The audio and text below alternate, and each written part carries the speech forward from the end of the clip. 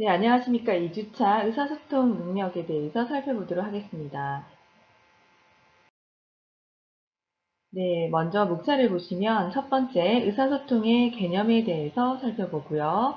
두 번째 의사소통의 목적과 기능, 그리고 세 번째로는 의사소통의 유형, 그다음 네 번째로 여러분에게 적용 가능한 직장 생활에서의 의사소통에 대해서 아래와 같은 순으로 살펴보도록 하겠습니다. 네, 첫 번째 주제는 의사소통의 개념입니다. 자, 여러분들 의사소통의 개념에 대해서 지금부터 살펴볼 건데요. 여러분들 의사소통이라는 단어를 들으면 어떤 생각이 떠오르시나요? 그쵸? 절대로 의사소통에 있어서는 한 사람이 있어서는 안 되죠. 그래서 A라는 사람과 B라는 사람 간에 뭔가 주고받는 이런 소통의 과정이 필요하다.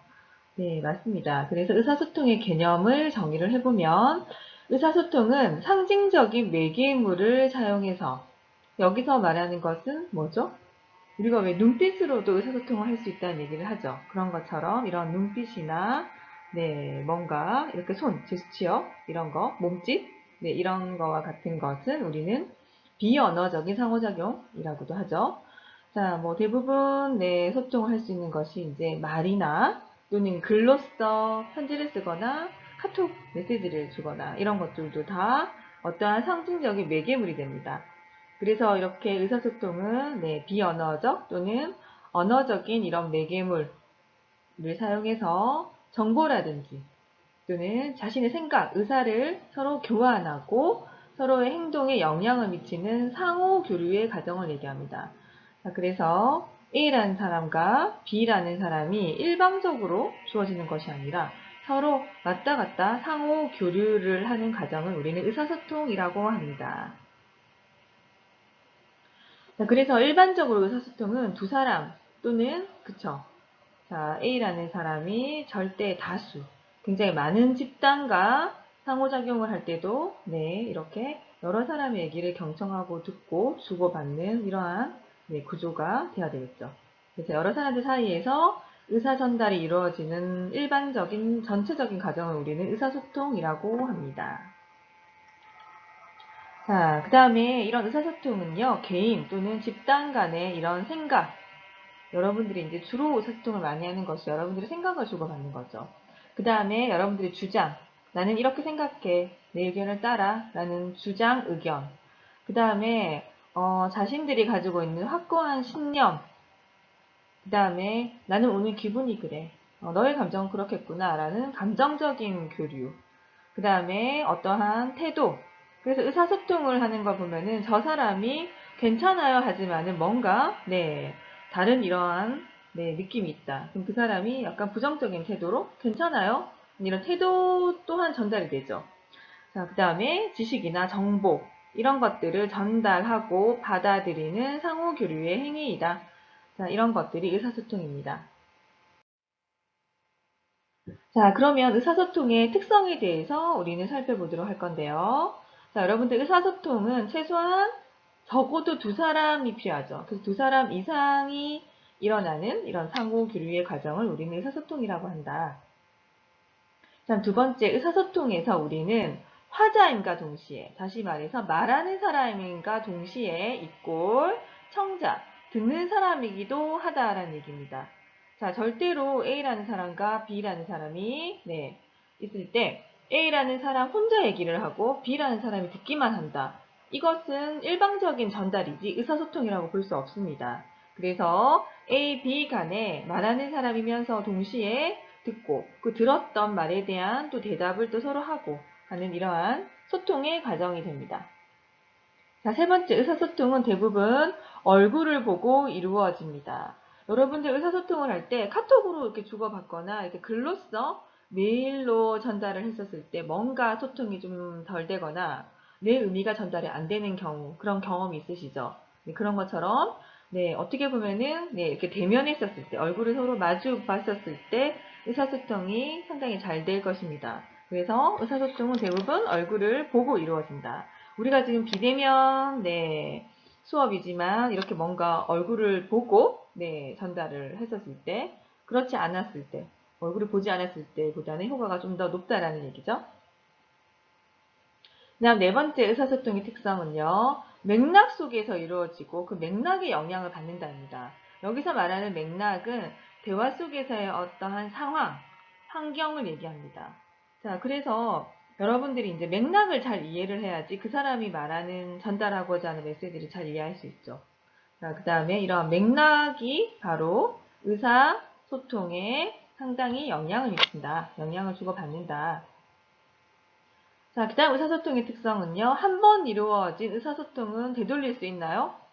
여러분들이 카톡 메시지를 보냈다 하더라도 네, 빨리 이렇게 지우지 않으면 한 번 내가 나갔던 이 글, 그쵸? 또는 편지, 또는 메일 이런 것들은 되돌릴 수 없습니다.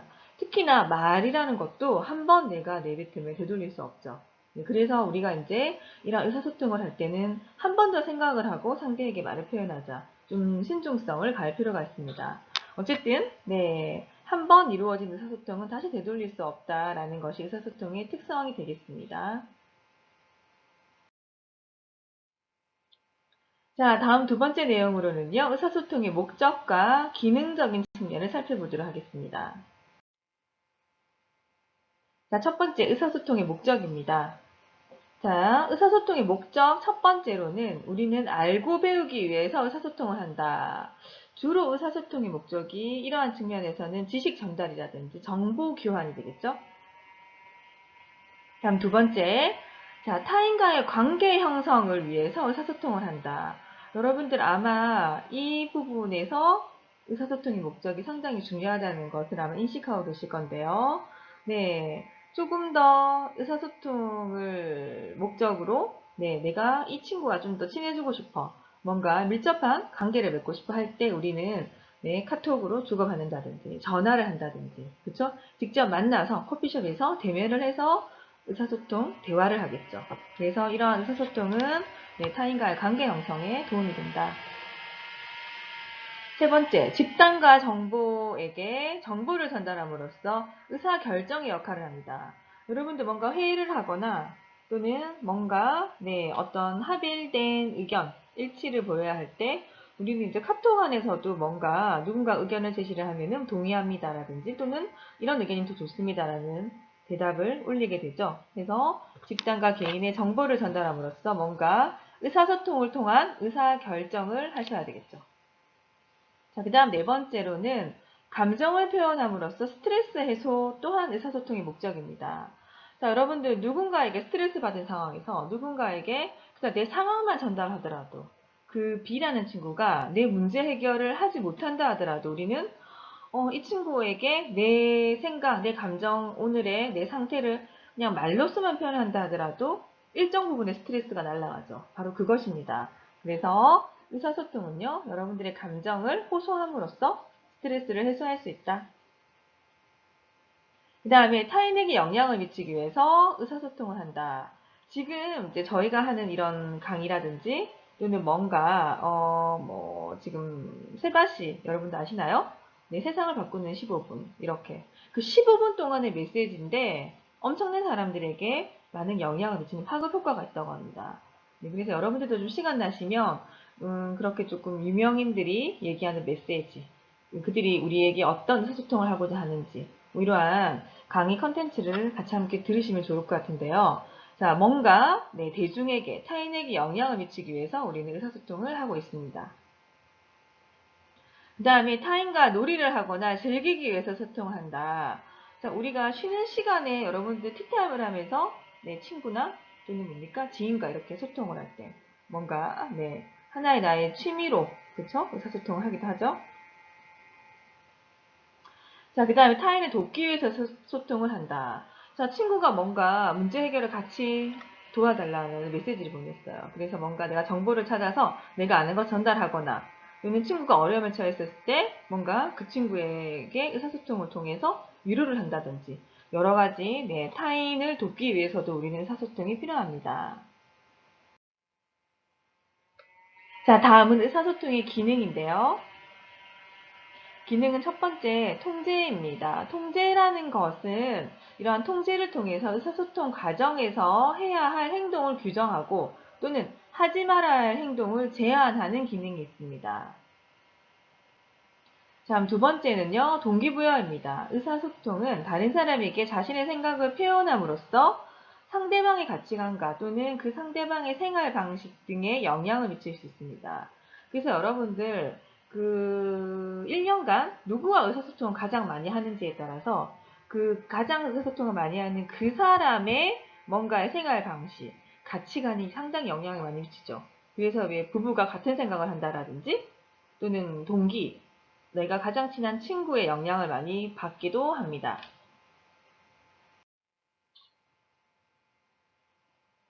자, 다음 세 번째 의사소통의 기능으로는요, 감정 표현인데요. 집단 내에서 이루어지는 이런 의사소통은 감정 분출이라든지 표출, 그 다음에 사회적인 이런 욕구 충족의 수단이 되기도 합니다. 그래서 우리는 모임을 통해서 또는 어떠한 이런 회의 집단, 그 다음에 어떤 공동체를 통해서 자신의 감정을 표현함으로써 의사소통의 기능을 또 적용할 수 있겠죠. 그 다음 네 번째, 정보 제공의 기능이 있습니다. 자, 이것은 자신의 생각과 감정을 상대방에게 표현하면서 상대방이 모르고 있었던 정보를 제공하는 것. 다음 세 번째로는요, 의사소통의 유형에 대해서 살펴보도록 하겠습니다. 첫 번째가 언어적인 의사소통입니다. 이거와 반대되는 것이 이제 비언어적인 의사소통이죠. 이것은 뒤에 배우도록 하고요. 첫 번째, 의사소통에서 언어적인 의사소통을 빼고는 소통을 잘할 수 있다고 말을 할 수 없습니다. 그래서 말이나 글을 쓸 수 없는 사람들을 보면 상당히 안타깝죠. 자, 첫 번째, 언어적 의사소통은요. 두 사람 이상의 상호작용을 통해서 이루어지는 것이 일반적입니다. 그 다음 둘째, 의사소통 상황을 파악할 수 있으셔야 됩니다. 그 다음 세 번째, 언제 의사소통이 이루어지는지를 또한 알으셔야 됩니다. 이게 타임, 그쵸? 그 다음에 넷째, 효과적인 의사소통, 그 다음에 비효과적인 의사소통 행위 간의 차이를 구별할 수 있으셔야 됩니다. 자, 그래서 이런 언어적인 의사소통은요, 음성이라든지, 그쵸? 말. 그 다음에 뭔가 부호. 여러분들이 이제 유행어를 보면, 카톡에서도 보면은 학생들이나 또는 여러분들이 좀 잘 쓰는 용어들, 친한 친구들끼리는요, 간단한 이런 상징어를 준다, 상징어만 보낸다 하더라도 그 의미를 알 수 있죠. 이러한 음성이나 부호를 상징화해서 언어나 문자로 정보를 전달하는 것을 우리는 언어적인 의사소통이다라고 정의할 수 있습니다. 자, 다음 언어를 통한 의사소통은 말 또는 주고받는 대화, 그 다음 여러 사람이 함께하는 토론, 그 다음 이야기와 같은 이런 구어적인 말로써 전달하는 방법과 첫 번째, 두 번째, 그쵸, 문서, 공지사항, 그쵸, 이렇게 파일로 되어 있는 것들을 여러분에게 공개하는 거, 그 다음에 전달하고자 하는 메시지를 글로 쓴 거, 자신의 감정이나 생각을 편지와 같은 글로 쓴 거, 이러한 것들이 이제 문서적인 방법 두 가지로 나눌 수 있겠죠. 자, 이러한 언어적인 의사소통은요, 대화를 통해서 상대방의 반응을 살피셔야 되고요. 자, 반응 플러스, 그 다음에 뭔가, 그들의 눈빛, 그쵸? 그 다음에 그들이 전달하고자 하는 메시지를 통해서 감정 또한 살필 수 있으셔야 합니다. 자, 이렇게 반응이나 감정을 살피면서 그때그때 상황에 맞는, 소통을 하시면서 상대방을 설득할 수 있는 융통성 또한 필요하다. 자, 그렇다면은 인간관계를 촉진할 수 있는 언어적인 의사소통 기술에는 어떤 것들이 있을까요? 자, 제가 8가지를 준비해 봤는데요. 여러분들은 이 중에서 어떤 것이 가장 중요한 인간관계 촉진의 의사소통 기술이라고 생각하나요? 네, 맞습니다. 저도 경청이라고도 생각을 하고요. 공감, 반영, 이 정도가 생각나는데요. 자, 첫 번째, 잘 들어주는 것. 그쵸? 그래서 일방적으로 내 생각, 그 다음에 내 주장을 하기보다도, 여러분들이 이렇게 친구가 얘기했을 때, 지인이 얘기했을 때, 그렇구나. 그쵸? 이런 메시지를 주면서 잘 들어주는 것만으로도 인간관계를 상당히, 이렇게 긍정적으로 만들 수 있습니다. 경청. 자, 그 다음 두 번째, 공감하기와 반영하기인데요. 잘 들어주면서 함께 할 수 있는 게, 그래서 나도 그랬어. 또는, 그랬구나. 그래서 네가 힘들었구나. 친구의 메시지나 반응에 같이 함께 긍정적인 메시지를 보내는 이런 공감. 그 다음에 반영하기. 나도 그렇게 생각해. 그랬구나. 그렇게 한번 같이 한번 해볼까? 그쵸. 어떠한 친구의 앤서에, 대답에 같이 한번 반영해주기. 그 다음에 세 번째, 강화. 정말 잘했어. 이렇게 좀 강화시켜주는 거. 치열업. 긍정적인 메시지를 계속 주는 거. 그쵸? 그 다음에 자기 주장. 자, 무조건 들어준다고 해서 그럼 네 생각은 뭔데 했었을 때 자신의 생각, 주장을 얘기하지 않는 친구들을 보면 정말로 공감한다든지 정말로 내 생각을 이해했다라든지 알 수 없겠죠. 그렇기 때문에 너는 그랬구나. 내 생각에는 이렇게 생각해. 근데 너는 어때? 이런 식으로 자신의 주장도 명확하게 전달할 수 있으셔야 네, 인간관계를 좀 더 촉진할 수 있습니다. 그 다음에 말하기라든지 설명을 좀 더 상세하게 해준다든지 그 다음에 자신을 약간 오픈마인드로 공개한다든지 그쵸?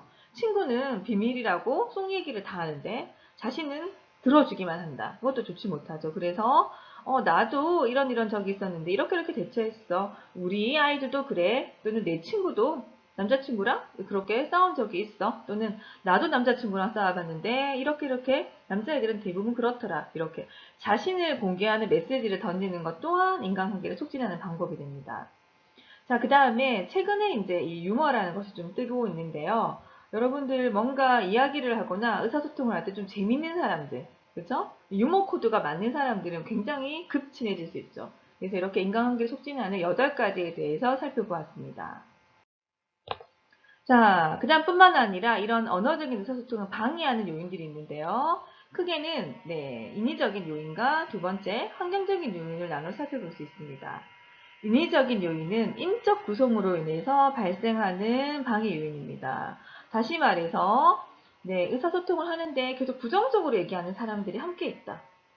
그 다음에 또는 내가 그 전에 이 친구랑 조금 감정적인 대립이 있어서 왠지 저 사람만 끼면 내 생각이나 뭐 토론을 했었을 때도 네, 좀 부정적인 영향을 미치는 것 같아요. 그래서 인적인 구성 요소. 자, 그런데 나는 별로 생각하지 않았는데 내 구성원 자체가 전부 다 긍정적이고 뭔가 이렇게 좀 하고자 하는 분위기예요. 그럼 왠지 나까지 같이 해야 되겠어라는 걸로 흘러가죠. 그래서 의사소통에서 상당히 중요한 것은 이런 인적인 네트워크, 이런 인적인 요인이 어떻게 구성되어 있는지는 상당히 중요합니다. 자, 그 다음 또 굉장히 권위적인 사람이 있어요. 그럼 뭔가 내 주장을 하려고 해도 힘들죠. 네, 이런 모든 것들이 인적인 요인이 되겠습니다. 두 번째, 환경적인 요인은요. 의사소통의 방해 요인 중에서 주변의 환경으로부터의 뭔가 소음이라든지 여러분들 그래서 왜 어떤 커피숍에 가면은 뭔가 친구랑 대화를 하는데 네, 굉장히 이렇게 몰입하기 힘들다라는 얘기를 할 수 있죠. 그 다음에 두 번째로 비언어적인 의사소통입니다. 여러분들 최근에 그 의사소통에서 가장 중요한 이슈가 되고 있는 것이 바로 비언어적인 의사소통인데요. 아무리 말을 잘한다 하더라도 이 비언어적인 의사소통이 빠지면 100% 자신의 생각, 감정, 그 다음에 또는 뭐 의견, 지식을 전달하기 힘들다고 합니다. 이 비언어적인 의사소통은요, 비언어적인 방법으로 자신의 의사를 표현하고 전달하는 의사소통 방법입니다. 자, 대부분 어떤 것들이 있냐면 몸짓, 그쵸? 이 몸짓에는 눈빛 또는 네, 얼굴 표정, 그 다음에 뭔가 고개를 끄덕이는 거, 그 다음에 손동작, 어떤 어깨, 이렇게 숄더, 그렇구나. 그쵸? 이렇게 몸 움직임 또는 뭡니까? 만약에 서서 뭔가 얘기를 한다 그러면 뭡니까? 같이, 이렇게 어깨, 숄더, 그 다음에 자세, 이런 것들. 그 다음에 왜 우리가 얘기를 할 때 이렇게 꾸부정하게라든지 뭔가 내 어깨를 뒤로 한다든지 또는 눈빛을 주지 않는다든지 내 얘기를 제대로 들어주지 않는 이러한 몸짓이죠. 그 다음에 특히 이제 부정적인 이런 의사소통, 비언어적인 소통의 한 가지 방법은 뭐 이렇게 다리를 꼬고 있는다든지 또는 네, 왜 주머니에 손을 넣고 이렇게 삐딱한 자세로 있는다든지 이러한 것들은 네, 의사소통의 비언어적인 방법에서 상당히 좋지 못한 몸동작이다. 그 다음에 얼굴 표정. 얼굴 표정에서 보면 여러분들 저 사람이 내 얘기에 긍정적인지 아닌지를 알 수 있죠. 그 다음에 자세 제가 설명드렸고요.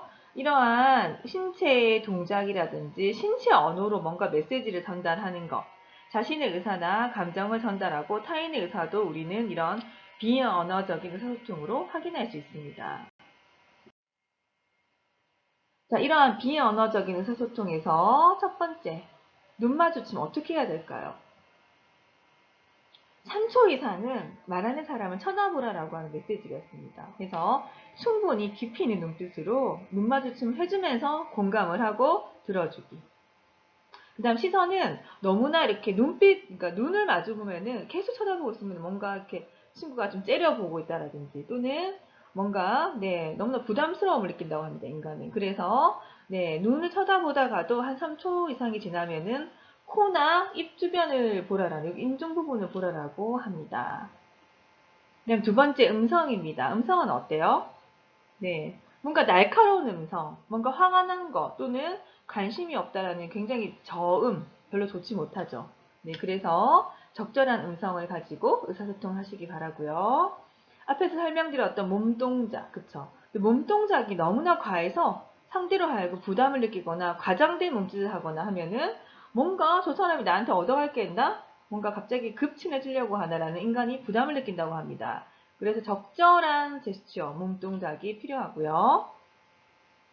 그 다음에 얼굴 표정 또한 뭡니까? 밝게 웃으면서. 웃는 친구에게 얘기를 할 때 상당히 기분이 좋죠. 그런 것처럼, 여러분들이 눈빛도 중요하고, 입꼬리, 그 다음에 이렇게 표정. 그래서 항상, 이렇게 스마일 하는 표정으로 친구들과 대화를 하시기 바랍니다. 그 다음에 근접거리. 자, 아무리 친한 친구라 하더라도 멀리서 떨어진 상태에서 소통을 한다. 친구가 굉장히 이제 위로를 받고 싶은데 멀리서 아무리 내가 공감을 해주고 좋은 목소리에 시선을 준다 하더라도 어느 정도의 가까운 거리에서의 의사소통을 했었을 때보다 효과가 떨어진다고 합니다. 그래서 어느 정도의 근접한 거리. 이게 이제 친밀도에 따라서 가까이 올 수 있는 거리가 다르다라고 하는 연구도 있거든요. 그래서 어느 정도 좀 가까운 거리에서 의사소통을 하기 바랍니다. 여러분들이 귓속말 하면서 눈을 뭡니까? 함께 이렇게 친구의 손을 잡아준다든지, 그랬구나, 어깨를 두드려준다든지, 또는 함께 포옹을 해주면서 이렇게 토닥토닥 해준다든지, 이러한 비언어적인 의사소통, 한마디에 뭡니까? 손짓, 그 다음에 안아주는 거, 포옹, 간단한 포옹, 스킨십, 이런 것들이 100마디 말보다 낫다라는, 이런 얘기가 있을 정도로 이러한 근접거리 또한 비언어적인 의사소통에서 상당히 중요한 요소입니다. 자, 그러면 비언어적인 의사소통을 할 때 방해 요인이 있습니다. 자, 인위적인 요인은요, 문화권이 조금 서로 다를 때, 그쵸? 예를 들자면 우리가 외국인과 미국 사람과 의사소통을 할 때 뭔가 조금 어색하죠. 그들의 이런 몸짓 의사소통의 강도 또는 제스처 방법과 우리는 다르기 때문입니다. 그 다음에 상대방이 이제 수용의 의사가 없을 때 내가 지나치게 막 스킨십을 한다라든지, 다가선다라든지, 이것 또한 서로의 불편감을 줄 수 있겠죠? 주의를 하셔야 되고요. 너무 빠른 동작으로 인해 상대방이 인지하지 못했을 때는 효과가 떨어지겠죠. 그 다음에 환경적인 요인에서는 물리적으로 거리가 먼 곳에 있을 때 아무래도 힘들겠죠. 그 다음에 시각적으로 어두워서 어떤 동작을 표현하고 있는지 알아볼 수 없을 때, 그래서 낮 또는 점심때 의사소통을 했었을 때와 이제 밤에 했었을 때, 밤에 벤치에서 했었을 때 이런 강도의 차이는 상당히 있을 것입니다. 그 다음에 여러분들 왜 직접 만났을 때 효과가 높지, 스마트폰 아무리 내가 전화로 구구절절 설명을 하고 감정 표현을 한다 하더라도 잘 먹히지 않을 수가 있습니다. 그 다음 특히나 제일 안 좋은 방법이 이제 글이나 카톡 메시지로. 그래서 스마트폰이나 PC와 같은 이런 전자매체에서 기계적인 문제가 생겨 작동이 원만하지 않을 때라든지, 아무리 이제 그게 화상 통화나 이런 것들이 되어 있다 하더라도 이러한 의사소통에서의 문제들이 발생할 수 있습니다. 그 다음 네 번째, 직장생활에서의 의사소통입니다. 자, 직장생활에서의 의사소통은요. 자, 직장인에게 있어서 의사소통이란 어떤 의미가 있을까요? 상당히 중요하죠. 대부분의 직장에서 업무 처리 능력이 뛰어난 사람보다는 의사소통, 소통을 잘하는 사람을 더 선호한다. 대부분 회사가 아마 그럴 겁니다. 그래서 조직 내에서 이루어지는 의사소통은요, 목표 달성을 이루고 효율성을 높이기 위한 목적이 사실은 더 큽니다. 자, 그래서 효율적 의사소통은요, 직장 생활을 원활하게 하기 위한 전제 조건, 특히나 필수적인 전제 조건입니다. 자, 그래서 직장 내에서 의사소통은요, 자, 조직의 생산성을 높이고, 그 다음에 직원들 간의 사기를 높일 수 있고, 정보를 잘 전달하고 설득하는 목적을 가질 수 있습니다. 자, 그 다음에 직장 내에서 의사소통은 조직과 팀의 효율성을 높이기 위한 목적이기 때문에 구성원들 간의 정보 전달 과정을 우리는 직장 내에서 의사소통이라고 할 수 있습니다. 자, 그러니까 얼마나 정보를 잘 전달하는지에 따라서 직장 내에서의 원활한 직장 생활을 잘할 수 있다는 것까지 연결될 수 있겠죠? 자, 마지막으로 NCS 기반의 의사소통 능력을 살펴볼 건데요. 자, 지금 NCS에서 말하는 의사소통 능력은 직장 생활에서 필요한 의사소통 능력을 국가에서 개발한 NCS 기반으로 의사소통 능력을 정의하고 있습니다. 자, 보시면 국가 직무능력 표준의 NCS는 산업 현장에서 직무를 수행하기 위해서 요구되는 지식이라든지 또는 기술, 뭔가 스킬, 태도나 능력을 국가 차원에서 표준화해서 제시한 것입니다. 특히나 그래서 의사소통 능력은 NCS의 직업 구초 능력의 10개 영역 중에 중요한 하나의 능력으로 보고 있고요. 이러한 의사소통 능력은 업무를 수행하는 데 있어서 말, 글을 통해서 상대방의 의견을 잘 듣거나 또는 자신이 뜻한 바를 잘 표현을 할 때 그 의미를 정확하게 파악하고 전달할 수 있는 능력이다라고 의사소통 능력을 NCS는 정의하고 있고요. 이러한 NCS 직업 기초 능력으로서의 의사소통 능력은 문서 이해 능력, 그 다음 문서 작성 능력, 그 다음에 뿐만 아니라 경청 능력, 의사 표현 능력, 기초 외국어 능력으로 구분하고 있습니다. 자, 지금까지 수고가 많으셨고요. 다음 여러분들이 이제 과제로 내주셔야 할 것들에 대해서 설명을 하도록 하겠습니다. 자, 우리 책에 나와 있고요. 자, 책에서 지금 제공하고자 하는 활동지는 키슬러라는 학자가 개발한 대인관계 의사소통 양식지입니다. 여러분들이 오른쪽에 보시면 이러한 책에 제시되어 있는 표를 체크를 하시면 됩니다. 저도 간단하게 한번 몇 개 해볼까요? 자신감이 있다. 내가 아주 그렇다라고 생각하면은 4번에 체크. 난 좀 그렇지 않아.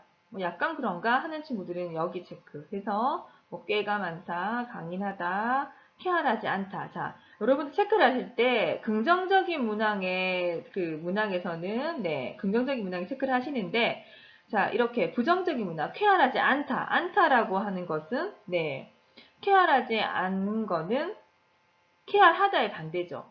그래서 여러분이 쾌활한다 그러면은 1번에 체크를 하셔야 됩니다. 이런 것들에 주의를 하셔서 나머지 40문항을 체크를 하시기 바랍니다. 자, 지금 여기에 제시되어 있는 의사소통 활동지는요. 자신이 스스로가 어떤 성격의 의사소통 유형, 스타일을 가지고 있는지를 파악할 수 있습니다. 그래서 자신이 어떤 유형인지에 따라서 그 유형별 장단점을 우리는 또 알 수 있기 때문에 이런 활동지를 통해서 여러분들이 의사소통 유형의 장단점을 알아보는 시간을 가지도록 하겠습니다. 자, 체크를 다 하시면 자, 다음 이제 채점과 관련된 해석 방법이 나오는데요. 자, 아래에 여러분들이 이제 어느 정도 체크됐는지를 체크를 이렇게 하시고요. 예를 들자면 저는 이렇다고 치면 친화성 이렇게 그래프를 이제 그려보시면 됩니다. 자, 그러면 저는 이제 예를 들자면 친화성이 상당히 높고 좀 냉담성은 부족하다. 여러 가지 장단점이 나올 수 있겠죠. 그래서 키슬러의 양식에 따른 대인관계 의사소통 유형에서의 장단점을 우리는 볼 수 있습니다.